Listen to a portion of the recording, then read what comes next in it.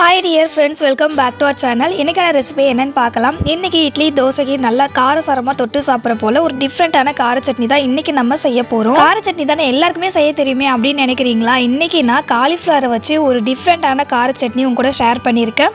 நம்ம எப்போவுமே செய்கிற கார சட்னியோட டேஸ்ட்டை விடவே இந்த காலிஃப்ளவர் கார சட்னி ரொம்ப டேஸ்டியாக இருக்கும். வீடியோக்குள்ளே போகிறதுக்கு முன்னாடி நீங்கள் இன்னும் மை ஸ்டைல் குக்கிங் சேனலை சப்ஸ்கிரைப் பண்ணலை அப்படின்னா சப்ஸ்கிரைப் பண்ணிக்கோங்க. பக்கத்தில் இருக்க பெல் ஐக்கானையும் கிளிக் பண்ணிவிட்டு ஆல் அப்படின்ற ஆப்ஷனையும் செலக்ட் பண்ணிக்கோங்க. அப்போ தான் நான் லேட்டஸ்ட்டாக அப்லோட் பண்ணுற எல்லா ரெசிபியுமே நீங்கள் மிஸ் பண்ணாமல் பார்க்க முடியும்.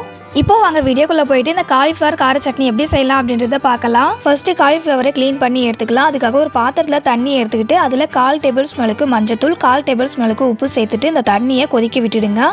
தண்ணி கொதிச்சு வந்ததும் ஸ்டவ் ஆஃப் பண்ணிவிட்டு ஒரு 200 கிராம் அளவுக்கு காலிஃப்ளவரை இந்த தண்ணியில் சேர்த்துட்டு ஒரு 3 நிமிஷம் அப்படியே விட்டுடுங்க. 3 நிமிஷம் ஆனதுக்கு அப்புறமா காலிஃப்ளவரை தண்ணியிலேருந்து எடுத்துட்டு ஒரு பிளேட்டில் மாற்றிக்கோங்க. இந்த மாதிரி பண்ணுறதால இந்த பூவில் இருக்கிற புழு எல்லாமே வெளியே வந்துடும். காலிஃப்ளவரில் எதனா ரெசிபி பண்ணுறீங்க அப்படின்னா இந்த மாதிரி க்ளீன் பண்ணிவிட்டு பண்ணுங்கள். ஸ்டவ் ஆன் பண்ணிவிட்டு ஒரு பேன் வச்சுக்கோங்க. பேனில் 1/2 டேபிள் ஸ்பூன் அளவுக்கு எண்ணெய் சேர்த்துட்டு எண்ணெய் சூடானதும் 1 டேபிள் ஸ்பூன் அளவுக்கு கடலைப்பருப்பு, 1 டேபிள் ஸ்பூன் அளவுக்கு உளுத்தம் பருப்பு, ஒரு 5-6 காஞ்ச மிளகாய் சேர்த்துக்கிட்டு இதோடைய கலர் சேஞ்ச் ஆகிற வரைக்கும் வறுத்து விட்டுக்கலாம். இந்த சட்னியில் முக்கியமாக காரம் அதிகமாக இருந்துச்சு அப்படின்னா தான் டேஸ்ட்டு நல்லாயிருக்கும். கடலைப்பருப்பு, உளுத்தம் பருப்பு, அதுக்கப்புறம் காஞ்ச மிளகாய் இந்த அளவுக்கு கலர் சேஞ்ச் ஆகி வரப்பட்டு வந்தது இதை ஒரு பிளேட்டில் மாற்றிக்கோங்க. அடுத்தது இந்த பேனில் இருக்க எண்ணெயிலேயே நம்ம ஆல்ரெடி க்ளீன் பண்ணி வச்சுருக்க காலிஃப்ளவரை சேர்த்துக்கலாம். இது கூட 2 துண்டு அளவுக்கு இஞ்சி, 10 பல் அளவுக்கு பூண்டு சேர்த்துக்கிட்டு நல்லா வதக்கி விட்டுக்கோங்க. காலிஃப்ளவர் வதங்கி அது மேலே அங்கங்கே லைட்டாக ஒரு கோல்டன் ப்ரௌன் கலருக்கு கலர் சேஞ்ச் ஆகி வரும். அது வரைக்கும் காலிஃப்ளவரை வதக்கி விட்டுக்கோங்க.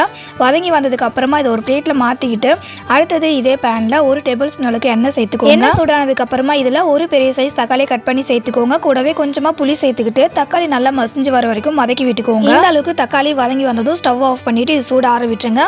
அடுத்தது நம்ம ஏற்கனவே வறுத்து வச்சுருந்தோம்ல கடலைப்பருப்பு, உளுந்தெல்லாம் அதை ஒரு மிக்ஸி கப்பில் சேர்த்துக்கிட்டு முதல்ல நல்லா ஃபைன் பவுடராக இதை போல் அரைச்சிக்கோங்க. அரைச்சா இந்த பவுடர் கூட நம்ம வதக்கி வச்சிருக்க தக்காளி, அதுக்கப்புறம் காலிஃப்ளவர் இது ரெண்டுத்தையுமே சேர்த்துக்கோங்க. சேர்த்துக்கிட்டு தேவையான அளவுக்கு உப்பு சேர்த்து க்ளோஸ் பண்ணி ஃபஸ்ட்டு நல்லா அரைச்சிக்கோங்க.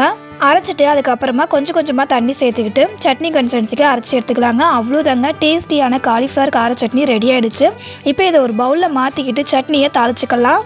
சட்னியை தாளிக்கிறதுக்கு பேனில் 1 டேபிள் ஸ்பூன் அளவுக்கு எண்ணெய் சேர்த்துட்டு எண்ணெய் சூடானதும் 1/2 டேபிள் ஸ்பூன் அளவுக்கு கடுகு, ஒரு 2 பிஞ்ச் அளவுக்கு பெருங்காயத்தூள், ஒரு கொத்தளவுக்கு கருவேப்பிலை சேர்த்துக்கிட்டு எண்ணெயில் பொரிய விட்டுடுங்க. இது எல்லாம் பொரிஞ்சு வந்ததுக்கு அப்புறமா அப்படியே இந்த தாளிப்பை சட்னியில் சேர்த்துக்கிட்டு நல்லா இதை போல் கலந்து விட்டுக்கலாம். அவ்வளோதாங்க, டேஸ்டியான நல்ல காரசாரமான காலிஃப்ளவர் கார சட்னி ரெடி ஆகிடுச்சு. இந்த கார சட்னி நீங்கள் இட்லி தோசைக்குள்ளே வச்சு சர்வ் பண்ணும்போது டேஸ்ட் வேறு லெவலில் இருக்கும். வீடியோவில் சொல்லியிருக்கபடியே நீங்களும் இந்த காலிஃப்ளவர் கார சட்னியை செஞ்சு பாருங்க. இந்த சட்னி ரெசிபி உங்களுக்கு பிடிச்சிருந்தது அப்படின்னா அந்த வீடியோக்கு ஒரு லைக் பண்ணிக்கோங்க. உங்கள் ஃப்ரெண்ட்ஸ் அண்ட் ரிலேட்டிவ்ஸ்க்கும் ஷேர் பண்ணி நம்ம சேனலுக்கு சப்போர்ட் பண்ணுங்க. ஃப்ரெண்ட்ஸ், இதே போல் நம்ம சேனலில் வர எல்லா இன்ட்ரெஸ்டிங்கான அண்ட் டிஃப்ரெண்டான ரெசிபியை பார்க்கணும் அப்படின்னா மை ஸ்டைல் குக்கிங் சேனலை சப்ஸ்கிரைப் பண்ணிக்கோங்க. இதே போல் ஒரு டேஸ்டியான அண்ட் டிஃப்ரெண்டான ஒரு ரெசிபியோட அடுத்த ஒரு வீடியோவில் மீட் பண்ணலாம். ஃப்ரெண்ட்ஸ், தேங்க்ஸ் ஃபார் வாட்சிங்.